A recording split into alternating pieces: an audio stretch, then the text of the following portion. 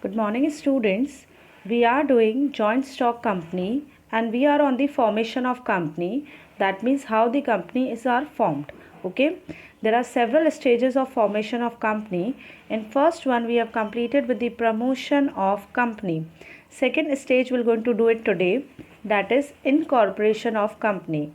Now, in this step, the promoters who were selected in the first step will file an application to ROC. ROC means the registrar of companies where the companies are being registered. Okay. So the promoters will file an application to ROC for the incorporation of company. Now, while filing an application, the following documents are required to be submitted to ROC. First one is Memorandum of Association. Now, Memorandum of Association is one of the major document of company. It must be duly signed, duly stamped, duly sealed and dated, and it must also provide information about the details of the signatories with respect to the name, address, occupation and number of shares held. So what we have learned is that first document which we require to submit along with that of the application is your Memorandum of Association.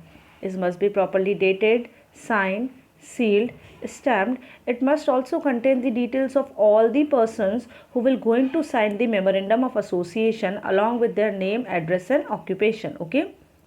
Now, these are those signatories who have just given their consent to act as a directors in that of the company. Next one is your Article of Association.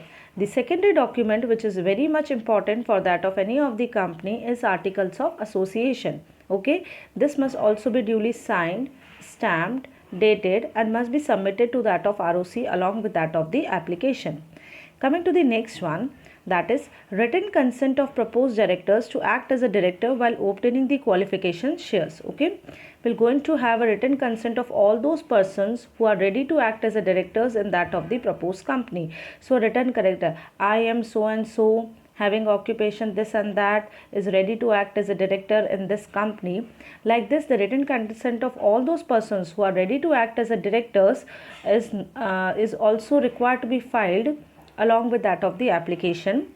Fourth one is a copy of registrar letter approving the name of the company. Now, in the previous one, we have just approved the name of the company by writing an application. The three names have to be written in hierarchy.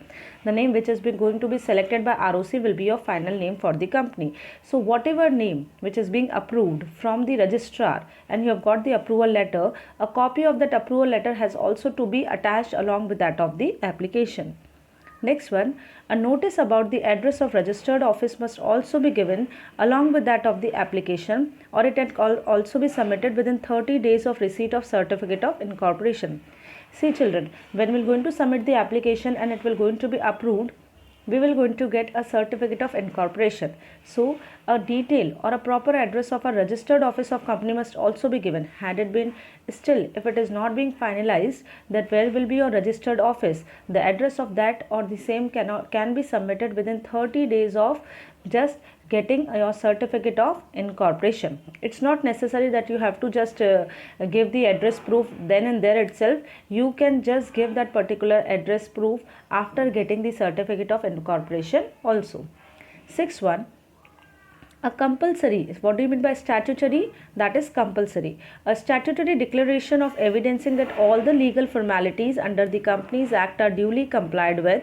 It must be signed. Now, a compulsory declaration must be there in which there must be mentioned that all the legal formalities which are required to be done as per the Companies Act 2013 is being all duly and compulsorily just being fulfilled, and this particular document must be signed either by the Advocate of High Court or by the Advocate of Supreme Court or Chartered Accountant or Company Secretary or by the signatories of MOA. That means the above mentioned document, the major document in which those who are acting as the directors and those have signed, it can also be signed by them. Okay, so 6 documents you have to attach with, and the last one is document evidencing the payment of fee. What does it mean?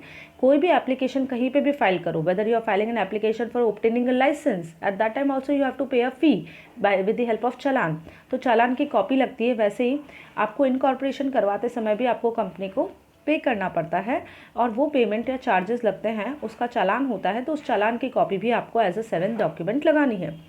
So along with the application, you will going to file a copy of memorandum of association, a copy of articles of association, a copy of written consent of all the persons who are acting as the directors of the company, a copy of that of the letter approving the name of the company, okay, a notice about the address of the registered office of our company, and the last one is your statutory declaration that all the legal formalities as per the Companies Act are duly complied with. And the last very most important is your challan or a copy of challan evidencing that you have paid the fees for the incorporation. Now, once the registrar is satisfied, after seeing the application, after seeing all these 7 attachments, if the registrar is satisfied, yes, all the necessary documents are properly being filled up, then he will issue a certificate of registration. Now, this certificate of registration is considered as the birth certificate of company. As a human being is born and he is getting a birth certificate from the collectorate, in the same manner, registrar of company will issue the certificate of incorporation, which will serve as a birth certificate of company, and it is being considered from this date onwards the company has taken his birth, okay, its birth, okay. And company is also allotted a SIN number. The way you are having your Aadhaar card, what is that? UIN number, unique identification number. जैसा आपके पास वो identification number है पूरे India में, वैसा identification number और किसी का नहीं होगा, ठीक है. So that is known as your Aadhaar card और that is your known as your unique identification number. In the same manner, companies are also allotted with the number which is known as corporate identity number, which is known as SIN. Okay, जो आधार card अपने पास होता है वो कहलाता है यून, that is UIN. Okay, so here we have completed with our incorporation step. Now as you can see that I have made you write the difference between all the 5 forms of organization, that is your sole proprietorship, your HUF, partnership, cooperative society and company. So you can see that formation of sole proprietorship is quite easy, but and no formalities are required. The same is the case with that of HF also. Less formalities and easy to form is the case of partnership. Cooperative society need to follow the legal formalities, and but in case of company there is a complex legal formalities. Students, please go through all the kinds of business forms which are there and which I made you understand with the help of videos also and with the help of live class also. So you will going to have a better understanding of this.